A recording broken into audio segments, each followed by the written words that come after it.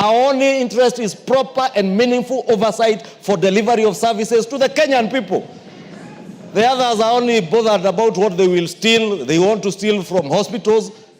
They have looted hospitals. They have looted our water projects. They now are after roads. Honestly, who will satisfy the insatiable greed, Mr. Speaker? We cannot, and we will not satisfy by processing that additional county allocations bill with RMLF included. I hope my leader of majority in the Senate has heard me. Thank you, Honorable Speaker. Minority Leader. Thank you, Mr. Speaker. Mr. Speaker, I just want to add a few things to what the majority leader said. Mr. Speaker, this issue of RMLF has been on this floor now for some time, even since last Parliament, Mr. Speaker. Mr. Speaker, what I have come to realize, there is a systematic program going on in this country to disconnect members of this House from the public completely. Mr. Speaker, I don't know where that plan is hatched, Mr. Speaker, whether it is in the executive or in the judiciary or somewhere. Mr. Speaker, there is a serious plan to disconnect members of parliament, especially members of the National Assembly, from the public, Mr. Speaker. Mr. Speaker, people tell you that it is not your work to bring development to the people. If I cannot bring development to my people, what is the constitutional requirement of representation? You represent people so that you can speak on their behalf on the floor of the House to get resources to the public, Mr. Speaker, if I understand it well. Mr. Speaker, this is something that this House will not accept. Mr. Speaker, look at what's happening in the counties. We are not against devolution. We completely support devolution, Mr. Speaker. But, Mr. Speaker, we have to reanalyze since the last 10 or 12 years whether devolution has worked for this country. The only things we see in devolution is conferences every year that shows us beans, ndengu, carrots, cucumber, cassavas grown in our areas, Mr. Speaker. Those things have been happening since independence. My grandmother has been growing cassava since Kenya became independent, Mr. Speaker. That's what you are being shown in devolution conferences. There is nothing serious that has happened in terms of devolution since devolution came into place, Mr. Speaker. Truth must be said. We must be truthful to the people, Mr. Speaker. Look at the amount of money that has been devolved in this country. Trillions of shillings since devolution came into place. Nothing to show for it. Nothing, completely nothing, Mr. Speaker. Let's be honest to Kenyans. Mr. Speaker, we don't want to describe them as devolved corruption. But people are preoccupied. Mr. Speaker, can we have order here? People are preoccupied with the little money that has been devolved through NGCDF, little money that has been devolved to the constituencies through RMLF, and people don't take note of the billions of shillings that are being devolved every financial year, Mr. Speaker. Counties are getting their money. They are never in arrears. Even if they're in arrears, it's 1 month, 2 months, in the end the money goes down to the ground. There are counties that are holding billions of shillings in their central bank accounts.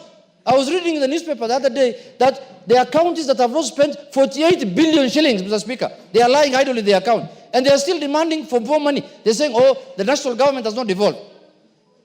Lastly, Mr. Speaker, these people who are calling themselves here in Nairobi, Kera and Kura, these people must know that these are organs of national government. They are not part of county government.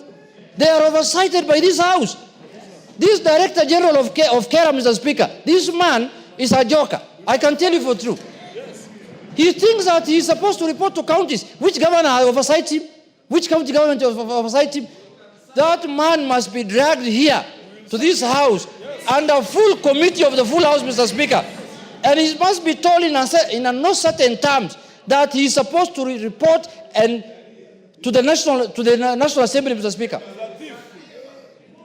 This is a man who thinks that he is supposed to work with county government. Which county government is giving him money? Mr. Speaker, you can go around to every constituency today, and we'll take you around as a speaker. The roads that are maintained by constituency development, by this RMF through the constituency, are known. In every constituency, they're not even more than 4 or 5.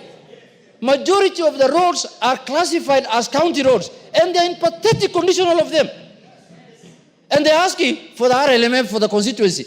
The ones for the constituency are well maintained. Actually, the national government is trying its best to even tarmac majority of the county roads.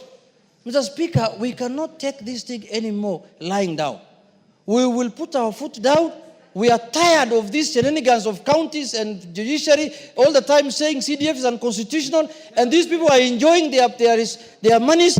They are not delivering any services to the public, and the people who are supposed to do that work are being curtailed. Mr. Speaker, this matter must come to an end, and we are going to pass, as the majority leader said, the county revenue allocation, the extra money we are giving them through the bill that has been brought here, without RMLF.